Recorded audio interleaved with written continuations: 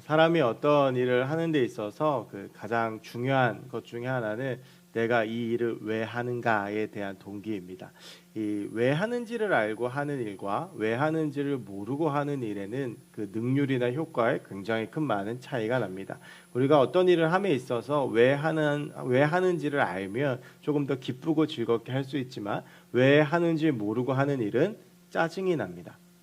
그래서 이제 꼭 그런 건 아닌데 이렇게 보통 대학 다닐 때 보면 그 군대 가기 남자 학생들의 경우만을 놓고 보면 이제 군대 가기 전하고 군대 다녀와서 복학했을 때하고 성적이 차이가 나는 경우가 꽤 있습니다. 군대 가기 전에는 성적이 그렇게 좋지 않았는데 이제 군대 갔다 오면 성적이 좀 이렇게 좋아지는 경우들이 있는데 그게 뭐 군대 가고 머리가 좋아지는 게 아니라 군대 가면 조금 이렇게 머리가 나빠지거든요. 이게 뭐 계속 시키는 것만 하니까. 근데 그렇기 때문이 아니라 그 내가 왜 공부를 해야 되는지를 발견하는 경우가 많기 때문에 그렇습니다. 그러니까 공부를 대하는 태도가 달라지는 거죠. 우리가 어떤 일을 함에 있어서 회사에서도 그렇지 않습니까? 회사에서도 내가 이 일을 왜 해야 되는지를 알면 조금 더 적극적으로 뭐 이렇게 능률적으로 할 수가 있는데 도무지 생각해도 이거를 왜 해야 되는 일인지를 모르면 괜히 짜증나고 꼭 나를 괴롭히는 일인 것 같은 그런 생각이 들 때가 많이 있습니다. 근데 이게 우리 신앙생활하는 데에도 마찬가지입니다. 우리가 신앙생활을 함에 있어서 많은 행위들을 합니다. 우리가 방금 찬양을 했었고 또 기도를 하고 그리고 말씀도 듣고 헌금도 하고 예배에 여러 행위들이 있고 또 우리가 신앙생활하면서 말씀 묵상, 큐티, 뭐 셀모임 등의 여러 가지 신앙의 행위들이 있는데 우리가 이걸 왜 해야 되는지를 알면 적극적으로 그리고 때로는 좀 힘들어도 그것을 할 수가 있는데 왜 이거를 해야 되는지 모르면 왜 해야 되는지 모르기 때문에 짜증이 나고 안 하게 되는 것이죠. 그러니까 내가 왜 기도를 하지 않느냐라고 생각을 해보면 내가 기도를 해야 되는지 그러니까 왜 기도를 해야 되는지 모르는 경우가 많이 있습니다. 그리고 우리가 이렇게 찬양 이렇게 인도하다 보면 열심히 찬양하시지만 또 어떤 청년들은 찬양 시간 내내 앉아서 인상 쓰고 있거나 찬양하지 않는 청년들도 있습니다. 근데 그 청년들은 대부분 뭐 피곤하거나 힘든 경우도 있겠지만 내가 왜 찬양해야 되는지를 모르는 거예요. 그건 헌금의 경우도 마찬가지고 모든 경우도 마찬가지입니다.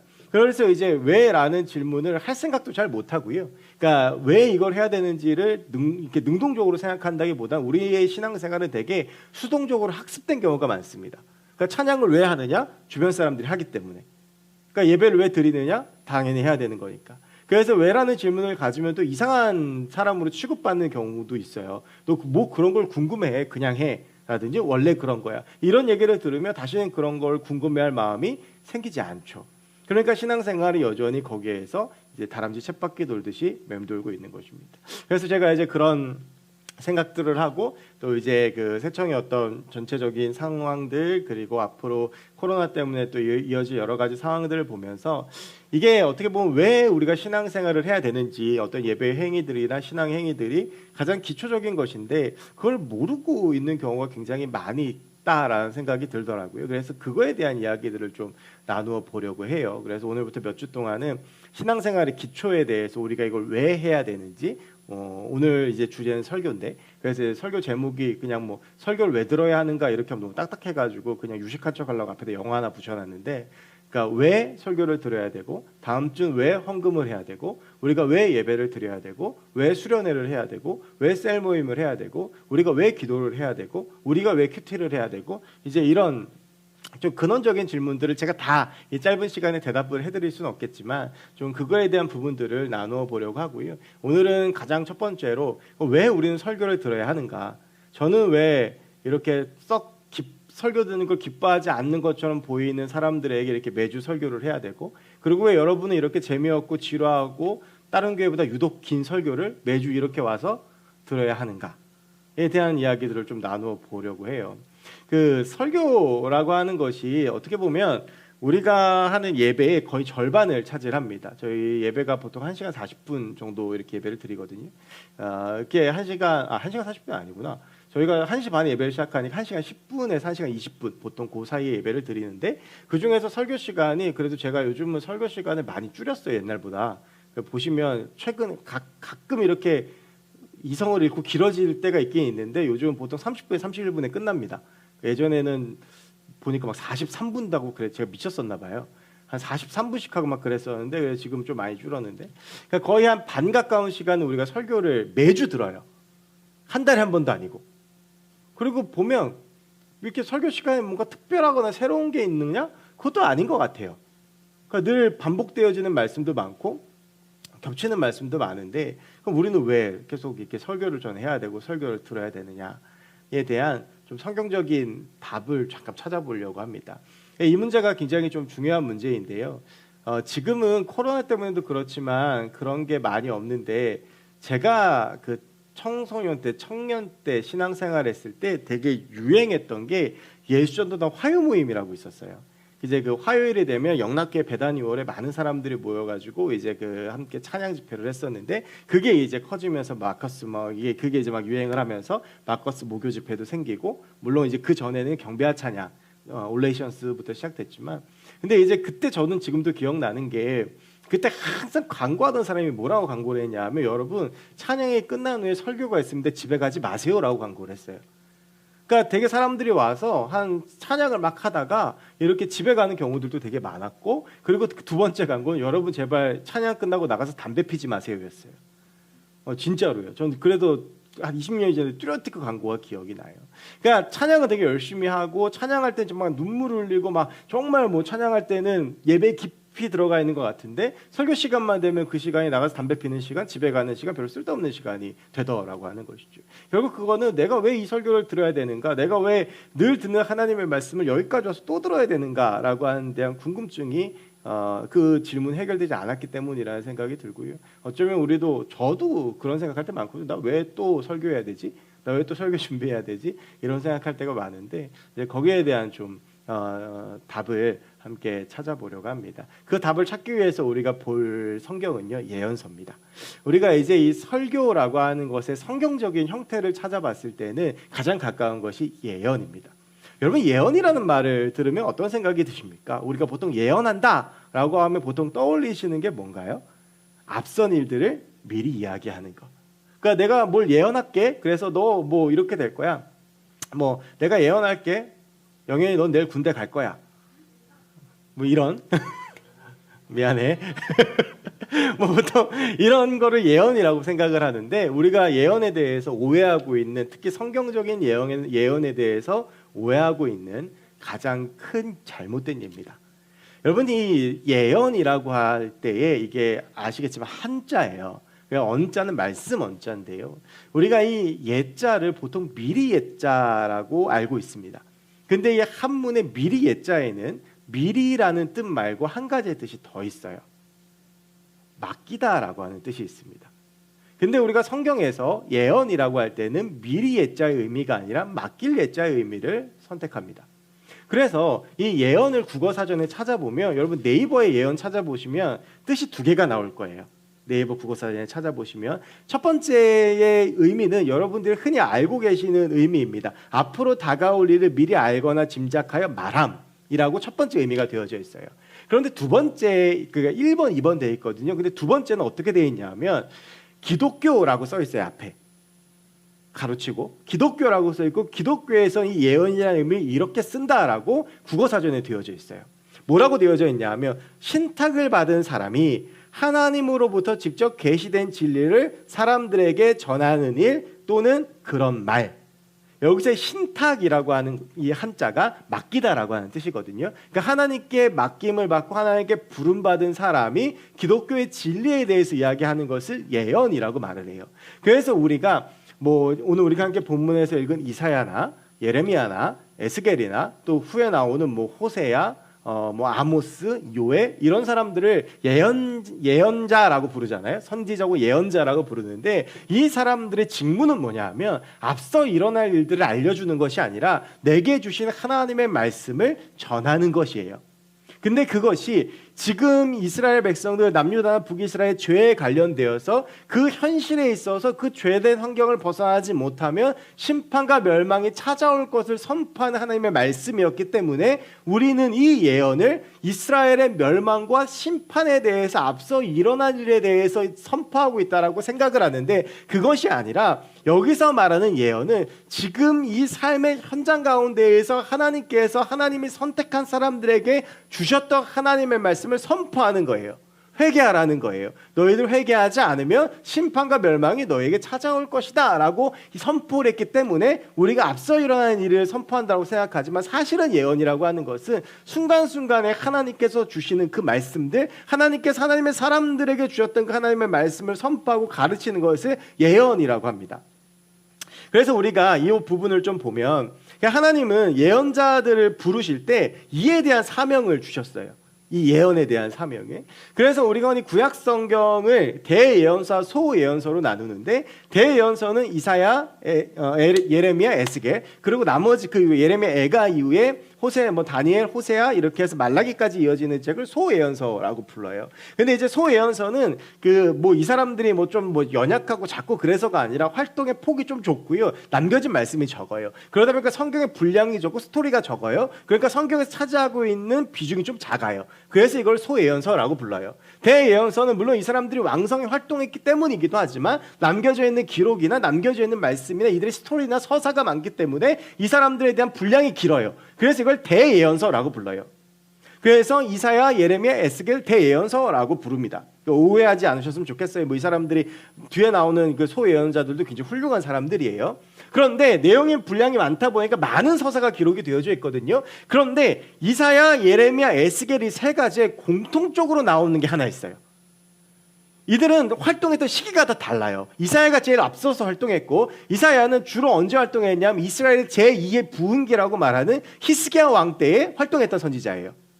예레미야는 남유다가 완전히 멸망할 때, 그 멸망하는 예루살렘을 보면서 눈물을 흘리면서 심판의 메시지를 선포했던 게 예레미야고요. 가장 끝에 활동했던 에스겔은 이미 남유다가 멸망하고 바벨론의 포로로 끌려가서 바벨론 포로기 때에 유년 시절에 끌려가서 거기서 하나님께 부름을 받아서 포로된 이스라엘 백성들에게 선포했던 선지자가 이 에스겔이에요.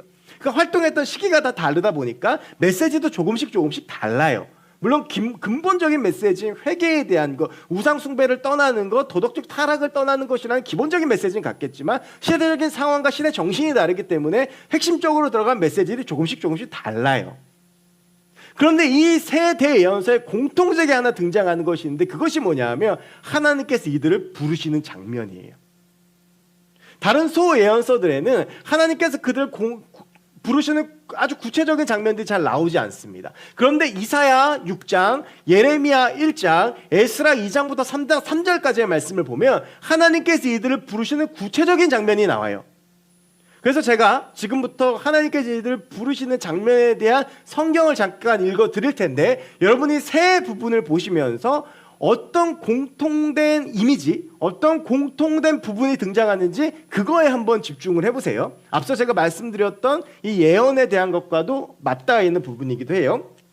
먼저 이사야 6장 6절에서 7절의 말씀을 볼게요. 그때의 그 스랍 중에 하나가, 여기서 이 스랍은요, 우리가 흔히 이야기하는 천사예요. 하나님을 호위하고 있는 천사들인데, 그 천사 하나가 부젓가락으로, 긴 젓가락으로 제단에서 집힌 밭인 숯을 손에 가지고 내게로 날아와 그것을 내 입술에 대며 이르되, 보라, 이것이 내 입에 닿았으니 내 악이 제하여졌고 내 죄가 사하여졌다 하더라. 이게 오늘 본문이죠. 하나님께서 예레미야를 부르시는 예레미야 1장 4절부터 10절까지인데 그 중에 핵심 말씀은 1장 9절의 말씀을 읽어드릴게요. 여호와께서 그 손을 내밀어 내 입에 대시며 여호와께서 내게 이르시되, 보라, 내가 내 말을 내 입에 두었노라.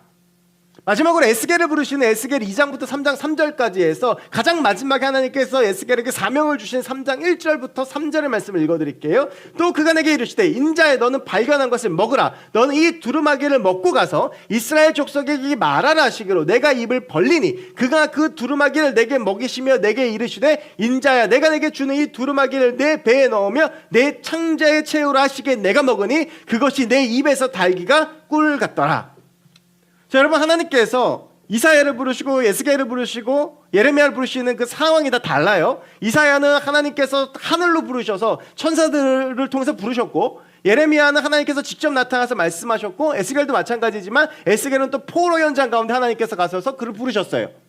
자, 그런데 제가 지금 이 세 가지의 말씀을 읽어드렸는데 혹시라도 이 세 가지의 본문에서 공통적으로 등장하는 한 단어를 혹시 발견하셨나요? 뭐죠? 입이에요. 이사야를 부르실 때 하나님은 제단 숯불을 가지고 이사야의 입에다 대셨고, 예레미야를 부르실 때 하나님께서 예레미야 입에다 손을 대시고 내 말을 내 입에 두겠다라고 하셨고, 마지막 에스겔을 부르실 때 아예 그 입을 열어서 말씀을, 두루마기라는 게 말씀이거든요, 말씀을 먹게 하셨어요. 이게 이 세 선지자를 부르셨던 하나님의 방법이고 소명의 장면이에요. 그러면 이 세 명은 무엇을 왜 지금 부름을 받은 것입니까? 이 입술을 통해서 선포되어지는 하나님의 말씀을 통해서 부름받았다라고 하는 것을 알 수가 있습니다. 이 중에서 오늘 본문 말씀을 조금 더 깊게 들여다보면 이사야가 어느 날 주의 보좌 앞 하나님의 하늘 성전으로 이끌림을 받았어요. 우리가 이사야의 구조를 통해 한 가지 이해하면 좋은 것은, 지금 이사야가 6장이잖아요. 근데 여러분 보세요. 하나님이 예레미야를 부르신 것이 예레미야 1장에 나와요. 에스겔을 부르신 것은 2장부터 3장까지에 나와요. 그런데 이사야는 6장에서 하나님이 부르세요. 어떤 느낌이 드세요? 약간 소명에 부르시는 장면이 뒤에 나오죠. 1장부터 5장까지는 그래서 어떤 상황이 나오냐 하면 그 당시에 남유다의 상황이 나와요. 이제 이사야를 통해서, 이사야가 지금 모든 예언자들이 제일 앞에 있잖아요. 왜 하나님께서 이렇게 이사야를 불러서 말씀하실 수밖에 없었는지, 이제 등장하는 이 예언자들, 선지자들을 통해서 하나님께서 무엇을 하시고자 하시는지가 이사야 1장부터 5장까지에 나와요. 그리고 나서 이사야를 부르시는 거예요. 하늘로 부르셔서 그 여러 가지 상황들을 말씀하신 다음에 천사가 가져다가 그 입술에다 제단 숯불을 대고 하나님께서 누가 나를 위해서 갈까? 누가 우리를 위해서 갈까라고 했을 때 우리가 잘 아는 유명한 말씀, 주여 내가 여기 있습니다. 나를 보내소서라는 이사야 6장 8절의 말씀을 하고 있는 거예요. 여러분, 이사야는요, 하나님을 바라보는 순간 어떻게 느꼈냐면 나는 죽었다라고 생각을 했어요. 여러분, 그 당시에 구약 성경의 사람들은 하나님을 직접 만나면 죽는다라고 생각했어요. 왜 그랬을까요? 죄가 해결되지 않아서 그래요. 여러분, 그 모습을 잘 볼 수 있는 게 성전인데, 성전에 보면 성전에 뜰이 있고 그 안쪽에 보면 성소가 있고 그 안쪽에 지성소가 있어요. 일반 사람들이 들어갈 수 있는 곳은 성전 마당이 끝이에요. 하나님의 임재가 있다라고 하는 성소에는 제사장만이 들어갈 수 있었고, 그 중에서도 지성소라고 부르는 가장 깊은 곳에는 1년에 단 하루 대제사장만이 대속죄일날 들어갈 수 있었어요. 그 이유는 이 사람들의 죄가 완전 해결되지 않기 때문에 하나님의 임재가 있는 곳에 들어갈 수 없다고 생각했던 거예요. 심지어 제사장들도 죄의 문제 해결이 안 된 상태에서 성소에 들어가면 거기서 바로 죽었어요. 이런 게 일반적인 생각이고 정서였기 때문에 하나님을 직접 본다라고 하는 것은 내 여전히 죄가 남아있기 때문에 난 하나님을 만나면 죽는다라고 생각했던 거예요. 근데 이사야가 하나님을 딱 만나는 순간 어떤 죄가 가장 먼저 떠올랐냐면 입술로 지은 죄가 제일 먼저 떠오른 거예요. 내가 입으로 죄를 지었는데 이제 나 죽었다. 그게 이제 6장 5절에 나와요. 앞선 말씀. 그때 내가 말하되 화로다. 나여 망하게 되었도다. 나는 입술이 부정한 사람이요 나는 입술이 부정한 백성 중에서 거주하면서 만군의 여호와신 왕을 배웠음이로다 하였더라. 여러분, 우리가 범죄자가 아니잖아요. 우리가 뭐 범죄라고 저지를 만한 죄를 짓지 않기 때문에 우리가 흔히 죄라고 하는 것을 들으면 제일 먼저 떠오르는 게 어떤 죄냐면 입술로 지은 죄가 보통은 제일 먼저 떠올라요. 말로 상처 주거나, 말로 사람들 마음 어렵게 하거나, 불평하거나, 원망하거나, 보통은 이게 가장 먼저 떠오르게 돼 있어요. 이사야도 그랬던 거예요. 이사야는 왕손이었기 때문에 집안도 좋고 그래서 뭐 특별하게 죄를 짓거나 이럴 일이 전혀 없었어요. 근데 이제 하나님 앞에 딱 쓰니까 그게 이제 먼저 생각이 나는 거죠. 근데 그때 하나님께서 이사야에게 어떻게 하시냐면 우리가 지금 읽은 대로 그 숯불을 가져다가 입술에 댔어요. 엄청 뜨거웠겠죠. 생각해 보세요. 아무리 환상 중이지만 입술을 가져다가, 아니 숯불을 가져다가 입술에다 이렇게 대면 이거 조금만 데워도 힘든데 얼마나 힘들겠어요. 지지는 거예요, 완전히. 그 지지면서 그 지지는 이유가 뭐였냐면 내가 이제 네 입술을 깨끗하게 할 테니 이제 너는 내 말을 전해라 라고 하는 거였어요. 여러분, 이것은 예레미야의 말씀에서도 이어져요. 예레미야 1장부터 4장까지의 말씀, 1장 4절부터 10절까지의 말씀을 보면 하나님이 예레미야를 부르시는데 예레미야가 나는 못 가겠다라고 그래요. 그러면서 얘기하죠. 나는 아이라서 말을 할 수 없습니다. 이미 여러분 예레미야는요 이사야를 봤어요. 하나님이 날 왜 부르시는지를 알았어요. 여러분 이사야가 어떻게 되냐면 이사야는요 히스기야의 그 친척이었어요. 그러니까 왕의 친척, 왕족이었어요. 그러니까 그 누구도 쉽게 건드릴 수가 없는 사람이었어요. 그러니까 막 히스기야 앞에도 찾아가고 막 왕궁 가서도 말씀 전하고 그랬던 거예요. 그래서 이제 히스기야의 영적 성장을 이끌고 그러면서 이스라엘 제2부흥기가 시작이 됐는데 문제는 히스기야의 아들인 므낫세는 이스라엘 남유다의 역사상 가장 악한 왕이었어요. 근데 이런 사람들이 원래 명이 길어요. 보통 그 전까지의 기록은 왕으로서 나라를 다스리는 기간이 40년이 최고였어요. 근데 므낫세가 무려 55년을 다스려요. 이때 완전히 남유다의 기초가 다 무너지는 거예요. 그러다가 후에 잠깐 요시야가 등장했다가 다시 무너지게 되죠. 근데 이제 그러다 보니까 이 악한 왕 앞에서 이사야가요 계속 말씀을 선포하고 회개를 선포했던 거예요. 므낫세는 계속 듣기가 싫어. 그래서 듣다가 어떻게 했냐면 자기의 3,000벌 정도 될 법한 이사야를 톱으로 잘라서 죽여버려요. 그리고 그것이 굉장히 크고 쇼킹한 사건으로 사람들한테 전해졌겠죠.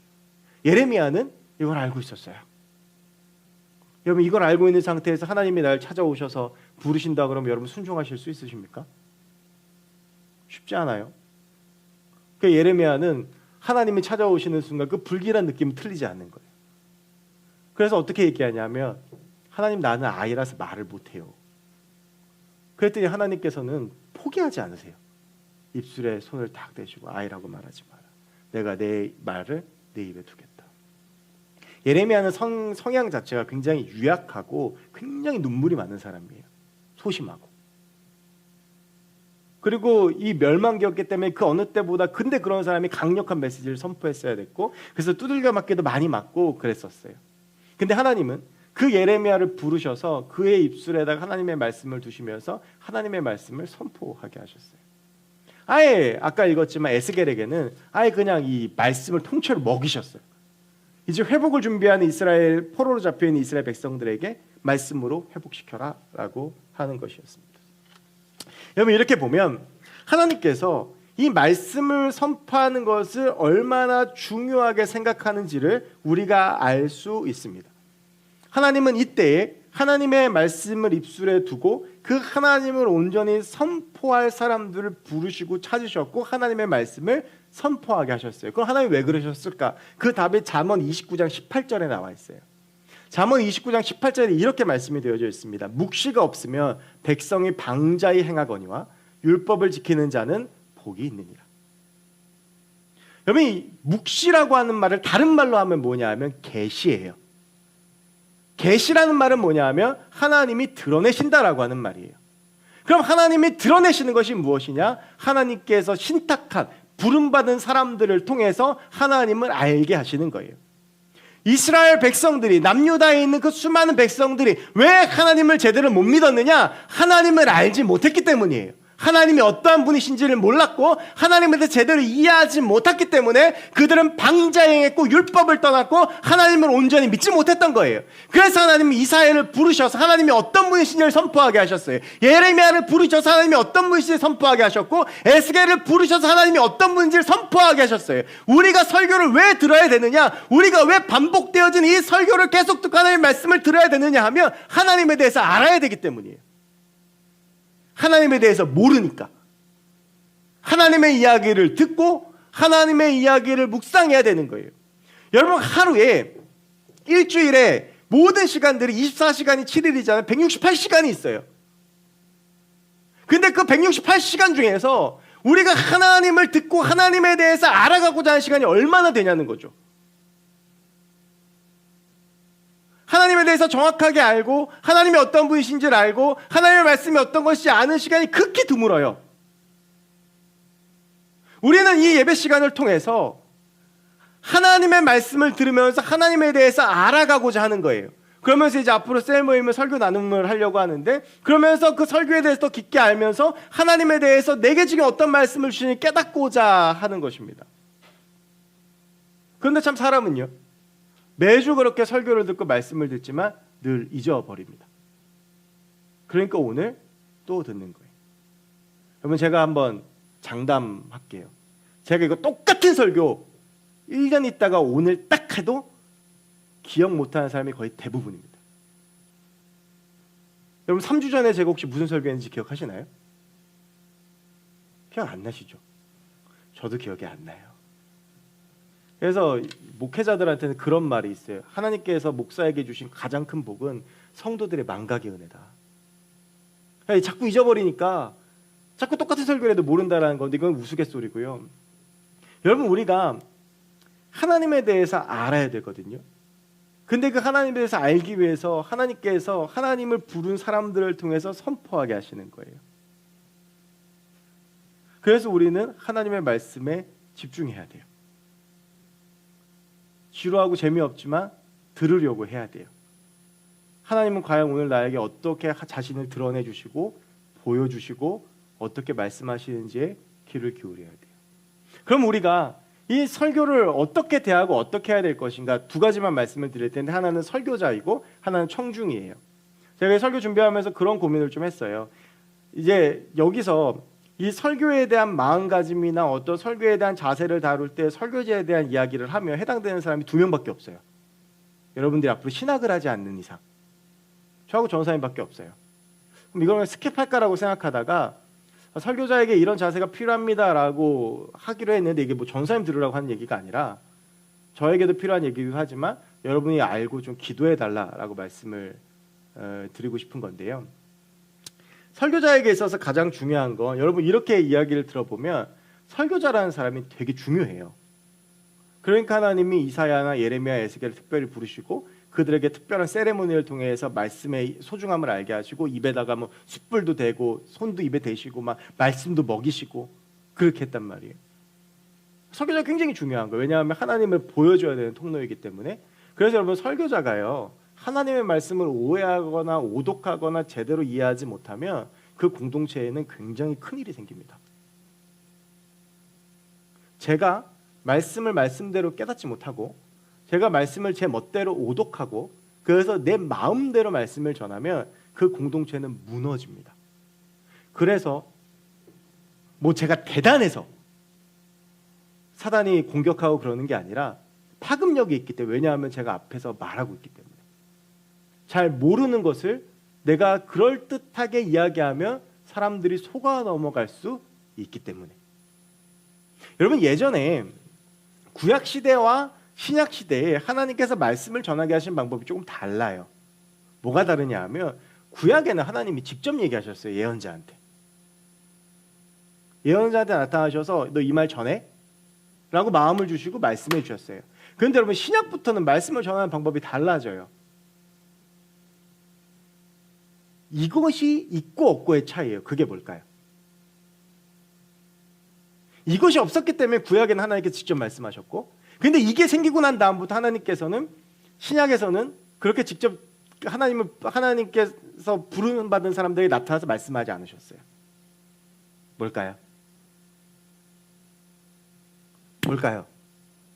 성경이에요. 심지어 여러분, 예수님도 성경 말씀을 가지고 말씀하셨어요. 성경이 바로 기록된 계시예요. 그래서 설교자는 성경을 가지고 연구하고 공부하고, 그래서 이 성경에 있는 그 말씀 그대로를 잘 풀어서 여러분들에게 전해야 될 사명이 있어요.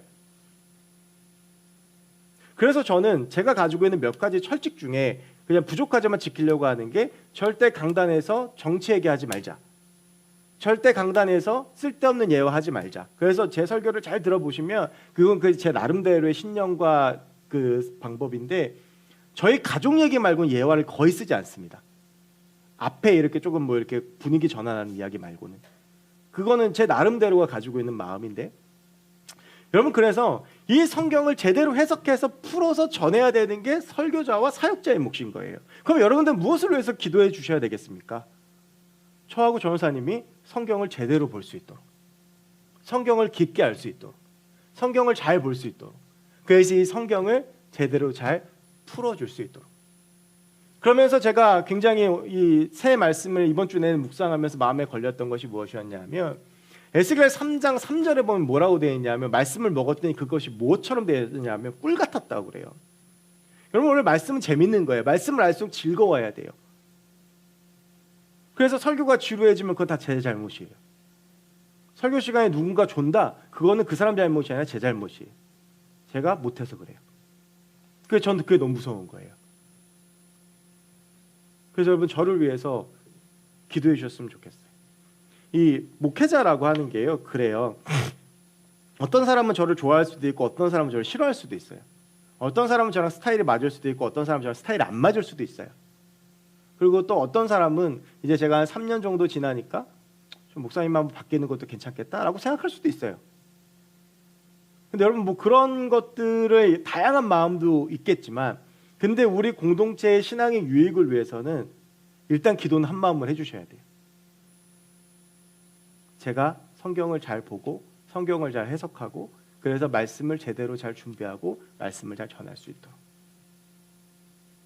그렇게 해서 정말 하나님께서 원하시는 말씀 가운데 우리 공동체가 서야 우리 공동체가 든든하게 설 수 있어요.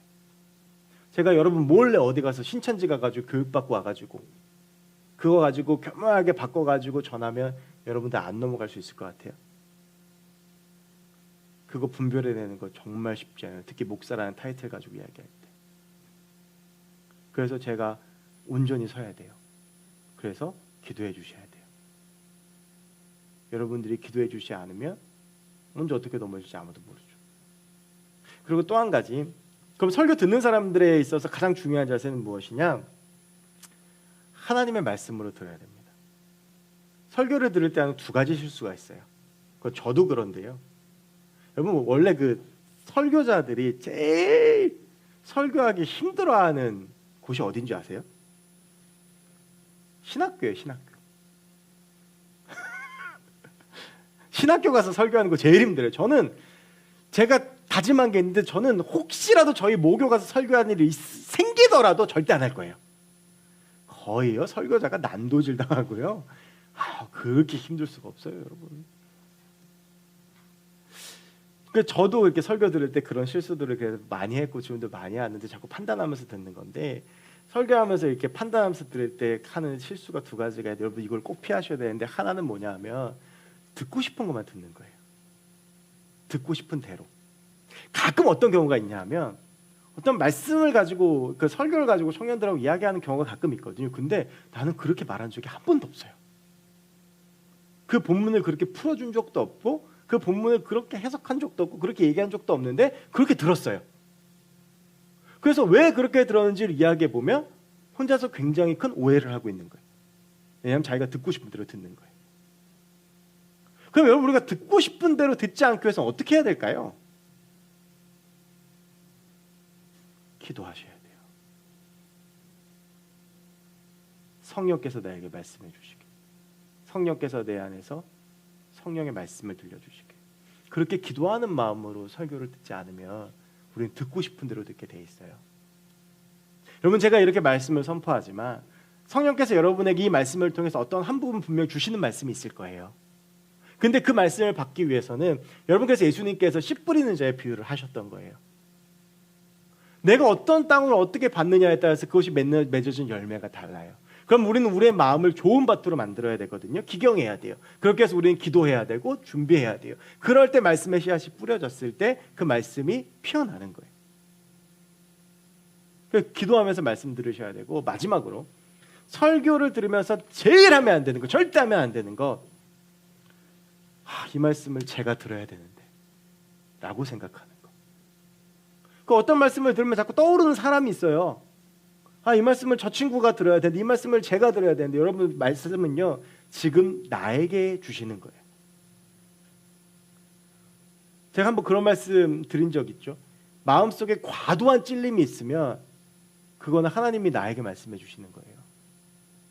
여러분, 제가 여러분한테 단언코 말씀드릴 수 있는 게 있는데, 저는 그 누구도 이 설교를 넌 꼭 들어야 돼라고 표적 찍어서 설교하지 않습니다. 그러고 싶은 마음이 들 때가 있어요. 진짜로.